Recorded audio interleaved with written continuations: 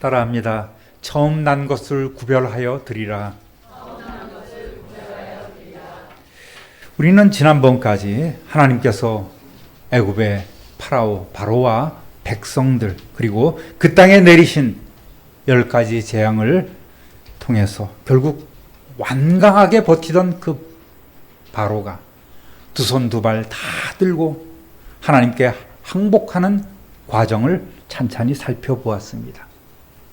이스라엘 백성들은 이제 그들이 구하는 대로 애굽에서 은금 패물과 또 각종 옷감 의복들을 풍성히 거두고 마침내 430년 만에 당당히 하나님의 백성, 하나님의 군대를 이루어서 애굽 땅을 떠나 과거 그들의 조상 아브라함에게 하나님께서 약속해 주셨던 그 가나안 땅을 향하여 진군을 시작합니다.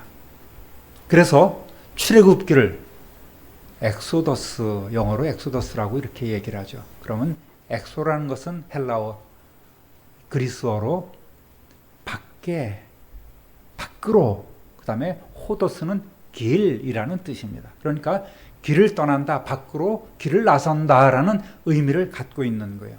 여기서는 이제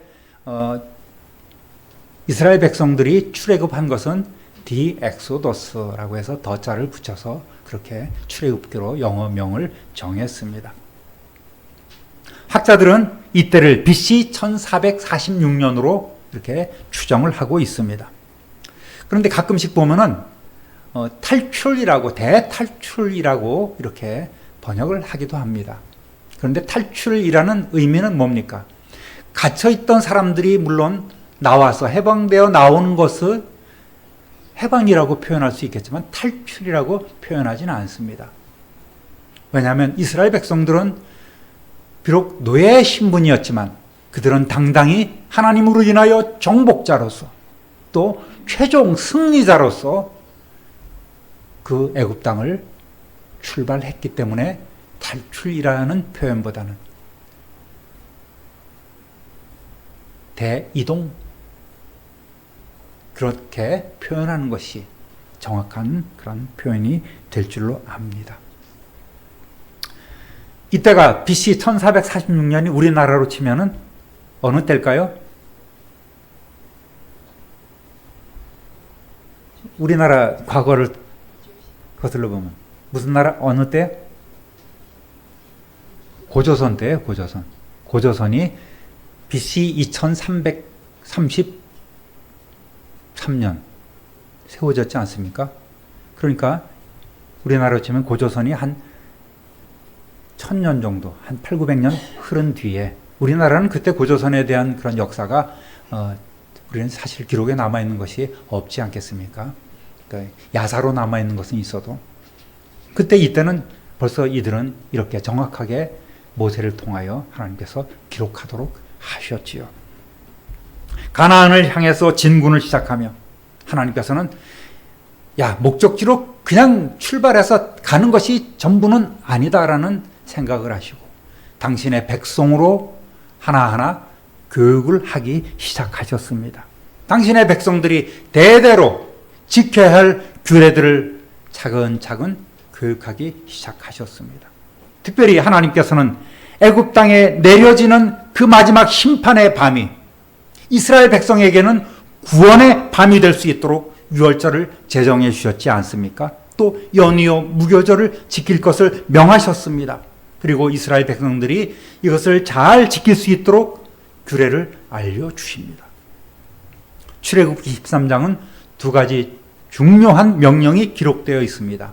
하나는 오늘 우리가 다룰 초태생을 하나님께 구별하여 바치도록 한 것과 또 앞에 12장에 이어서 유월절에 이어 무교절을 지킬 것을 명하신 그 규례에 대해서 자세히 풀어주셨습니다.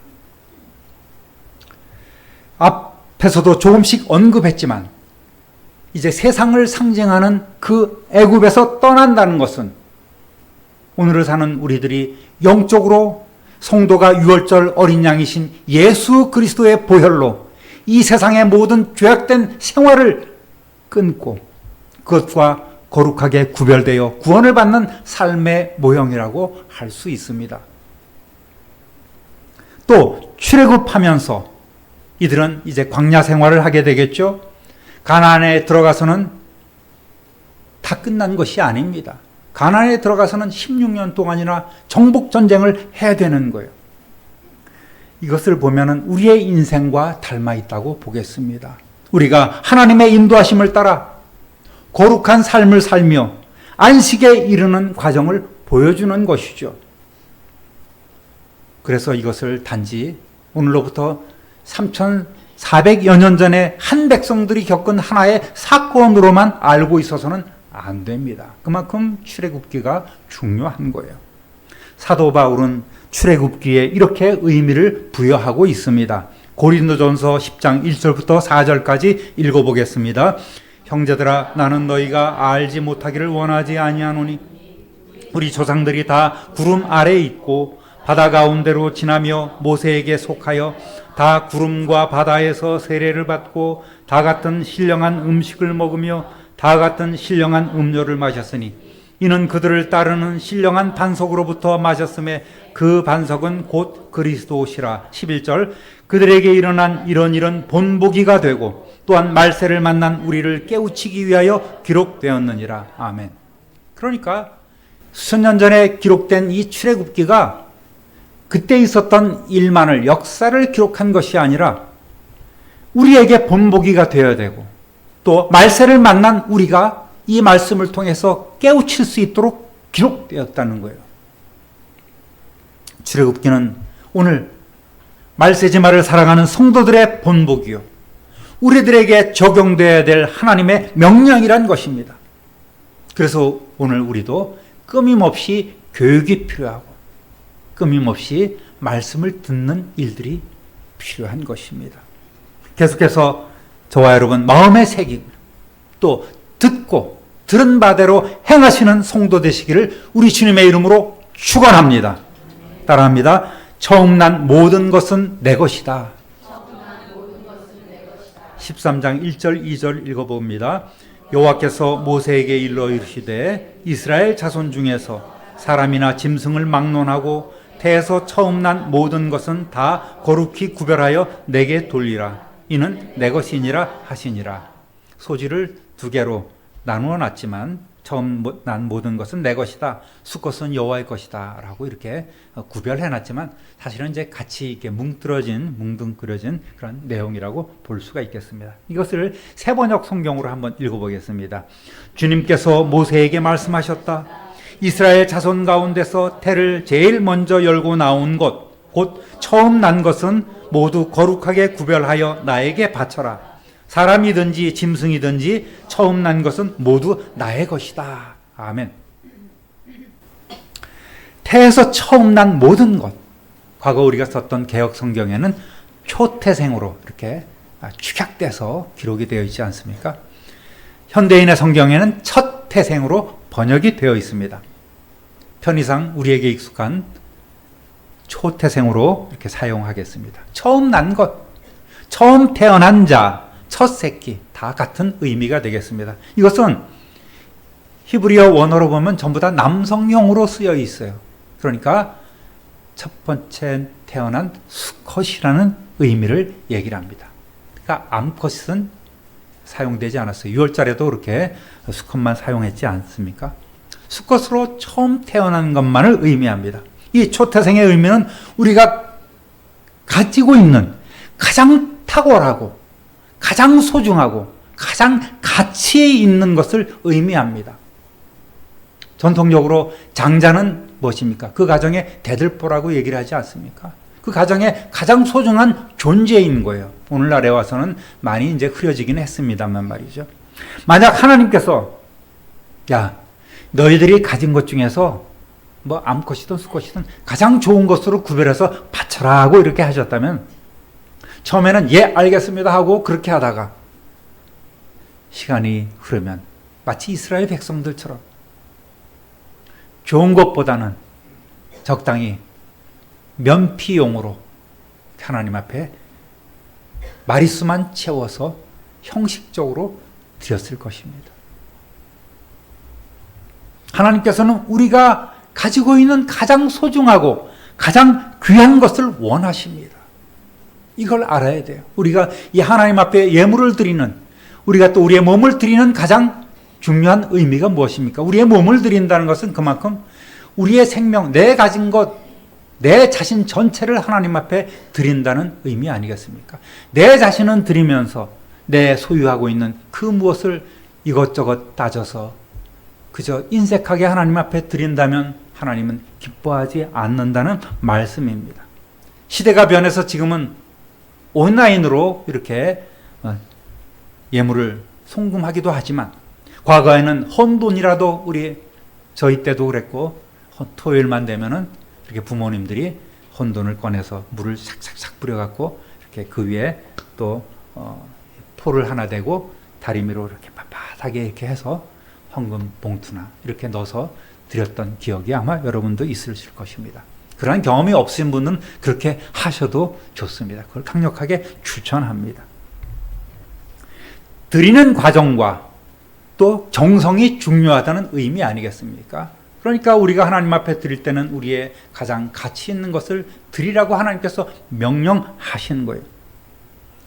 우리 작은 어머니가 몇 년 전에 이제 주일날 돌아가셨는데 주일날 갑자기 몸이 안 좋아지셔서 교회에 채 가지 못하시고 입원하셨고 그날 저녁 때 돌아가셨습니다. 나중에 유품을 정리하면서 보니까 그날 교회 가서 드릴 그런 성경책 사이에 새 돈이 10,000원이 딱 들어 있었습니다. 나중에 출석하는 교회에 드렸습니다. 그만큼 준비하는 마음이 소중했다는 것이죠. 처음 났을 것을 하나님께 돌리는 규례의 기원은 앞에서 우리가 다루었지만은 바로 유월절 어린 양에 있습니다. 다시 한번 다른 곳에 나온 성경 구절을 찾아보겠습니다. 민수기 3장 13절 처음 태어난 자는 다 내 것임을 내가 애굽 땅에서 그 처음 태어난 자를 다 죽이던 날에 이스라엘의 처음 태어난 자는 사람이나 짐승을 다 거룩하게 구별하였음이니 그들은 내 것이 될 것임이니라. 나는 여호와니라. 아멘. 이는 이스라엘 백성이 하나님의 은혜에 감사해서 드리는 것이 아니에요. 자발적으로 드리는 것이 아닙니다. 그들이 골라서 하나님께 드리는 것도 아니에요. 하나님께서 딱 찍어서 이것은 내 것이라고 표현하신 하나님의 변할 수 없는 명령인 것입니다. 과거 제가 성장했던 교회 목사님은 늘 우리가 거둔 첫 번째 소득은 무조건 하나님 앞에 바치도록 가르치셨습니다. 참 아름답고 귀한 일이 아닌가 싶습니다. 제가 48년 전 고등학교를 2월 12일 날 졸업했거든요. 근데 2월 17일 날 용산에서 군용열차를 타고 논산으로 이렇게 입영열차를 타고 갔습니다. 군에 입대해서 내가 군에서 받은 첫 소득을 하나님 앞에 드려야 되겠다. 온전히 하나님 앞에 드리자. 첫 월급을 딱 받았습니다. 지금도 생생하게 기억합니다. 1,640원. 그때는 엄청나게 큰 돈이었어요. 1,640원. 이걸 제가 하나님 앞에 드렸을까요? 네? 드렸을까요? 안 드렸을까요? 네. 여러분의 기대에 어긋나게 드리지 못했습니다. 그것조차 못 바친 거예요. 우리 집이 좀 가난했다 그랬잖아요. 그죠? 그래서 이 군도 3년 동안 나라에서 돈을 대줘요. 그리고 3년 플러스 3년, 6년을 이렇게 군복무를 하도록 하사관으로, 지금 부사관이죠. 부사관으로 근무하도록 하는 그런 조건이었습니다. 그만큼 돈이 없었어요. 군에 입대할 때 거의 빈털터리로 갔습니다. 그러니까 첫 봉급을 받았는데 1,640원 너무너무나 소중한 거예요. 근데 뭐 뛰어가는 게 많아. 뭐 군대에서 뭐 사야 된다. 이거 떼고 나니까 점점점 줄어드는 거예요. 또 PX를 가니까 브라보콘, 크림빵 이거 눈앞에 둥둥 떠 있는데 참을 수 없는 거예요. 그래서 어떻게 했을까요? 사 먹었어요. 몇 개 못 사죠. 그거 갖고 뭐 몇백 원 갖고 남은 몇백 원 갖고 뭘 할 수 있겠습니까? 그것이 한이 돼 갖고 그것이 지금까지 말이죠. 그래서 야, 이다음부터 내가 잘 해야 되겠다. 온전히 드려야 되겠다. 그리고 하나님 앞에 부끄럽지 않게 저는 헌금 생활 열심히 하고 있습니다. 직장을 잡고 첫 월급이 16만 원 받았어요. 또 생활을 하니까 차비도 해야 되고 그래서 그거는 분할해서 다 드렸습니다. 우리 성도님들 가운데서도 그 자녀들의 첫 월급을 드리는 분들이 있습니다. 그 정성이 얼마나 소중하고 귀합니까? 물론 한 달을 더 버틸 수 있도록 용돈을 부지런히 줘야 되지만 그 아들들, 자녀들은 순종해서 그렇게 하나님 앞에 바치고 있습니다. 참 얼마나 소중하고 저도 감동이 되는 거예요. 이런 걸 보니까. 여러분의 자녀들 또 우리 자라나고 있는 우리 아이들도 그렇게 가르치면 좋겠어요. 액수가 중요한 게 아니라 그 정성이, 그 중심이 너무너무나 소중하지 않습니까? 그렇게 잘 가르치고 여러분도 또 새롭게 실천할 수 있는 그런 삶 되시기를 우리 주님의 이름으로 부탁드립니다. 이러한 자녀들을 하나님께서 첫 소득을 온전히 드리는 자녀들 하나님께서 가만히 두시겠습니까? 가만히 두시겠어요? 아니에요. 복을 쏟아 부어주실 줄로 믿습니다. 할렐루야. 따라합니다. 수컷은 여호와의 것이다. 11절 12절 읽어보겠습니다. 여호와께서 너와 네 조상에게 맹세하신 대로 너를 가나안 사람의 땅에 인도하시고 그 땅을 내게 주시거든 너는 태에서 처음 난 모든 것과 내게 있는 가축의 태에서 처음 난 것을 다 구별하여 여호와께 돌리라. 수컷은 여호와의 것이니라. 아멘. 본문 2절에서는 내 것이다, 내게 돌리라고 명령하셨죠. 수컷은 여호와께 돌리라. 수컷은 여호와의 것이다 라고 이렇게 말씀하십니다. 첫 것의 주인은 하나님이세요. 첫 것은 하나님의 소유라는 말입니다. 그들이 반드시 거룩하게 구별하여 성별하여 하나님 앞에 돌려드려야 될 의무인 거예요. 성경에는 하나님께서 각 절기, 이걸 뭐 온전히 우리가 지내야 되겠지만 우리의 삶을 제외하고 물질적으로 소유를 주장한 것이 이 효태생과 11조입니다. 그러니까 오늘 우리가 이것을 하나님 앞에 드린다는 것은 내 가진 모든 것을 하나님 앞에 드리며 하나님의 것임을 인정하는 그런 하나의 고백하는 행위가 될 것입니다. 수컷을 드리라고 했지만 뭐 수컷이 암컷보다 어떤 뭐 우월하다는 의미가 아닙니다. 창조 질서는 어떻습니까? 아담이 먼저 만들어지고 하와가 나중에 만들어졌죠. 대표성을 갖고 있기 때문에 수컷을 드리라고 한 것입니다. 그러면 어떻게 구별하여 하나님 앞에 드릴 수 있을까요? 13절 읽어봅니다. 나귀의 첫 새끼는 다 어린 양으로 대속할 것이요 그렇지 아니하려면 그 목을 꺾을 것이며 네 아들 중 처음 난 모든 자는 대속할지니라. 아멘. 여기서 참 중요한 대속 사상이 나오지 않습니까? 대속이란 말은 남을 대신해서 벌을 받거나 남을 대신해서 죽는 거를 얘기를 해요. 그리고 일상생활에서 노예를, 대가를 주고 사는 것을 의미합니다. 우리가 대속의 은혜를 받았다는 것은 뭡니까? 예수 그리스도께서 하나님의 공의 앞에 당신의 피를 들여서 그 피값으로 우리를 사셨다는 것 아니겠습니까? 이것이 대속의 은혜인 거예요. 민수기 18장 17절 함께 읽어보겠습니다. 오직 처음 태어난 소나 처음 태어난 양이나 처음 태어난 염소는 대속하지 말지니 그것들은 거룩한즉 그 피는 제단에 뿌리고 그 기름은 불살라 여호와께 향기로운 화제로 드릴 것이며. 아멘. 정결한 짐승은 다른 것을 대신해서 드릴 수가 없어요. 그냥 하나님 앞에 번제로, 화제로 드려야만 합니다. 그런데 나귀는 어떻습니까? 나귀도 첫 새끼가 있어요. 아마 낙타도 그랬겠죠. 이 소나 양, 염소 이런 것은 정결한 짐승으로 분류가 되어 있지만 다른 것은 정결하지 않습니다. 그런데 우리 일상생활에 굉장히 필요한 것들 아니겠습니까? 그러니까 나귀는 가정에서 매우 중요한 재산이기도 하지만 또 정결한 짐승이 아니에요. 그래서 어린 양으로 대신 제물을 드리면 된 거예요. 그런데 어린 양으로 제물을 대신해서 드리지 못했다면 나귀는 차라리 목을 꺾고 죽여버리라고 이렇게 첫 것 죽여야만 했습니다. 예수 그리스도의 피를 힘입지 않는 죄인들은 이렇게 반드시 심판을 면치 못한다는 것입니다. 네 아들 중 처음 난 모든 자는 대속할지니라고 연이어서 말씀하십니다.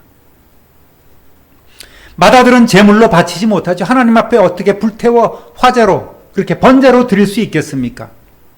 하나님의 형상대로 창조된 인간을 불에 태워 바친다는 것은 우상 숭배자들이 하는 아주 극악한 짓입니다. 하나님께서 결코 원하지 않습니다. 그래서 몸값을 지불하고 다시 사는 거예요. 이것이 대속이란 표현입니다. 당시 이스라엘 백성들은 가장의 제사장으로서 하나님을 섬기며 하나님을 위해서 일했습니다. 또 가정을 다스리는 일을 했습니다. 이들은 아마도 적정한 정결한 짐승으로 대신 하나님 앞에 드렸을 것입니다.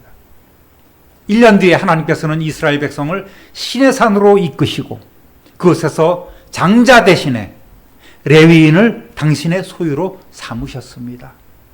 민수기 3장 11절 12절 읽어보겠습니다.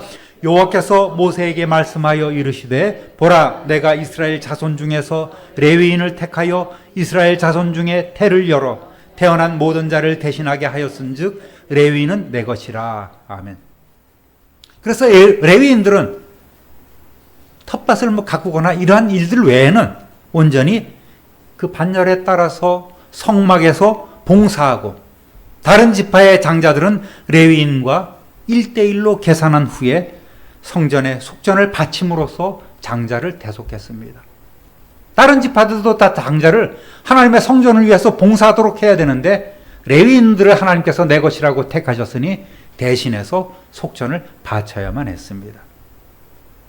그래서 초창기에는 46절 47절 한번 읽어보겠습니다.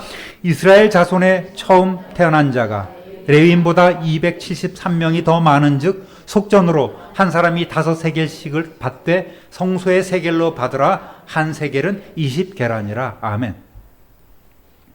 처음에 하나님께서 레위인은 내 것이다 하고 이렇게 하고 다른 장자들을 숫자를 세워서 레위인 하나님 앞에 드려진 레위인 숫자하고 딱 비교를 했더니 이 다른 지파의 장자들이 조금 더 많은 거예요. 273명이 더 많은즉 그 값을 나누어서 속전으로 바치라 그랬습니다. 5세겔로 대속하라고 했습니다. 그래서 이것을 거두어서 이제 성막에 바쳤어요. 또 18절, 16절 읽어보겠습니다. 18장 16절 그 사람을 대속할 때는 난지 한 달 이후에 네가 정한 대로 성소의 세겔을 따라 은 5세겔로 대속하라. 한 세겔은 20계란이라. 아멘. 그 다음에 태어난 장자들은 이제 하나님 앞에 이렇게 은 5세겔을 바침으로써 하나님 앞에 이렇게 드려지는 의무적으로 봉사하는 일들을 면하게 되었던 것입니다. 은 5세겔은 은 57g이에요. 오늘날 은의 가치가 땅에 떨어졌지 않습니까? 이것을 계산해 보니까 한 8만 원 정도 되는 거예요. 8만 원. 그런데 당시 은 세겔은 노동자의 4일 품삯입니다. 그러니까 5세겔은 얼마예요? 20일. 오늘날 한 달치의 봉급이라고 보면 되겠습니다. 그것을 장자들은 성전에 바쳐야만 했던 거예요. 오늘 우리는 예수 그리스도께서 당신의 보혈로 대신해서 우리 죄를 속해 주심으로 하나님께 온전히 드려진 산제물로 살아갑니다. 또 우리는 하나님께서 새롭게 임명해 주신 제사장으로서 하나님을 섬기고 봉사하고 있습니다. 사랑하는 성도 여러분, 이 모든 것이 하나님의 은혜인 줄 믿습니다. 할렐루야. 그러니까 우리는 하나님 앞에 부끄러움 없는 그런 대속의 은혜를 누리는 자로서 또 제사장으로서 힘있게 살아가야 되는 거예요. 따라합니다. 네 손의 기호와 네 미간의 표가 되리라. 14절 15절 읽어보겠습니다. 후일에 네 아들이 내게 묻거든 이것이 어찌 됨이냐 하거든 너는 그에게 이르기를 여호와께서 그 손의 권능으로 우리를 애굽에서 곧 종이 되었던 집에서 인도하여 내실세 그때에 바로가 완악하여 우리를 보내지 아니하매 하나님께서 애굽 나라 가운데 처음 난 모든 것은 하나님의 장자로부터 가축의 처음 난 것까지 다 죽이셨으므로 태에서 처음 난 모든 수컷들은 내가 여호와께 제사를 드려서 내 아들 중에 모든 처음 난 자를 다 대속하리니. 아멘. 무슨 말입니까?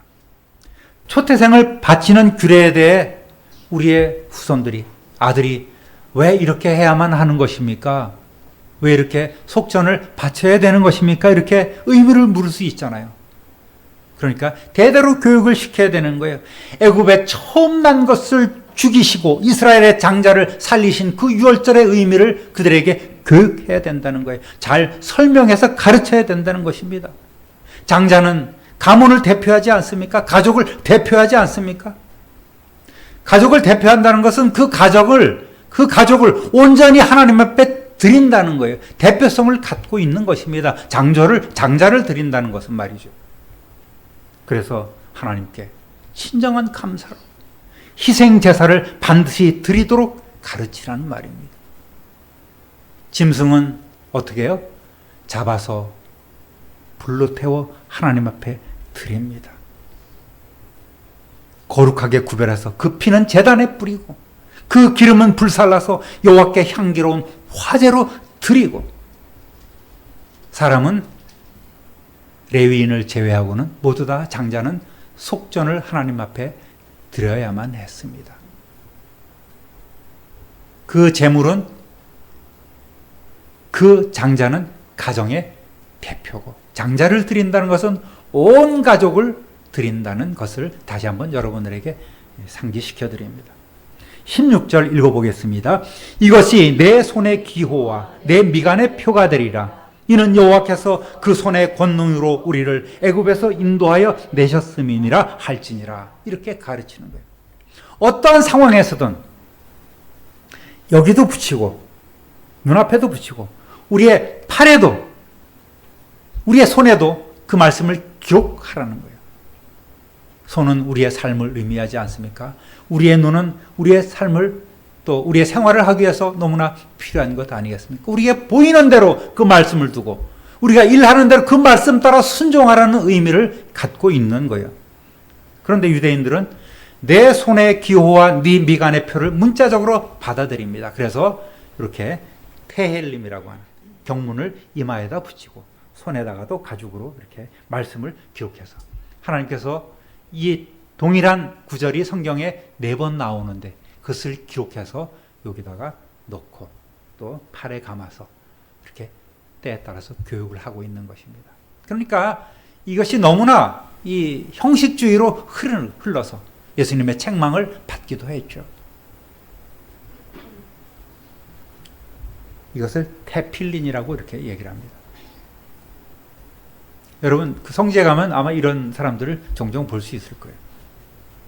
사랑하는 우리 참빛누리교회 성도 여러분, 예수 그리스도를 믿음으로 우리는 그 보혈의 공로로 인하여 우리의 과거를 온전히 청산받았습니다. 할렐루야. 그러니까 오늘 우리는 우리의 삶을 거룩하게 구별하여 하나님 앞에 드리는 삶을 살아가야 합니다. 우리의 과거를 온전히 청산하고 다시는 과거를 돌아봐서는 안 되겠습니다. 그리고 날마다 거룩하게 변화되어서 날마다 새로운 삶을 살아가야 되겠습니다. 우리의 가장 소중한 것을 아낌없이 주님 앞에 드리며 기쁨으로 감사하며 섬기며 또 하나님이 명령하신 그 의무를 성실하게 수행함으로 약속해 주신 모든 복과 은혜를 받고 누리시는 저와 여러분 되시기를 우리 구주 예수 그리스도의 이름으로 축원합니다. 축원합니다. 축원합니다. 존귀하신 하나님 아버지, 크신 사랑과 은혜를 진실로 감사하고 찬송합니다. 오늘 하나님께서 이스라엘 백성들에게 첫 것을 내게 바치라고 하신 그 의미를 저희들이 살펴보았습니다. 오늘 우리도 하나님의 자녀로서, 하나님의 백성으로서 살아갈 때에 이러한 하나님의 음성을 듣고 우리의 삶을 통하여 우리의 소중한 것을 하나님 앞에 드리며 구별하여 드리는 거룩한 삶을 살아가게 하여 주옵소서. 부끄러움 없고 또 하나님 앞에 섰을 때 칭찬받는 성실한 신실한 청지기로 우리 모두가 살아갈 수 있도록 성령 하나님 우리 모두에게 기름 부어 주옵소서. 우리 구주 예수 그리스도의 이름으로 축복하며 기도드립니다. 아멘.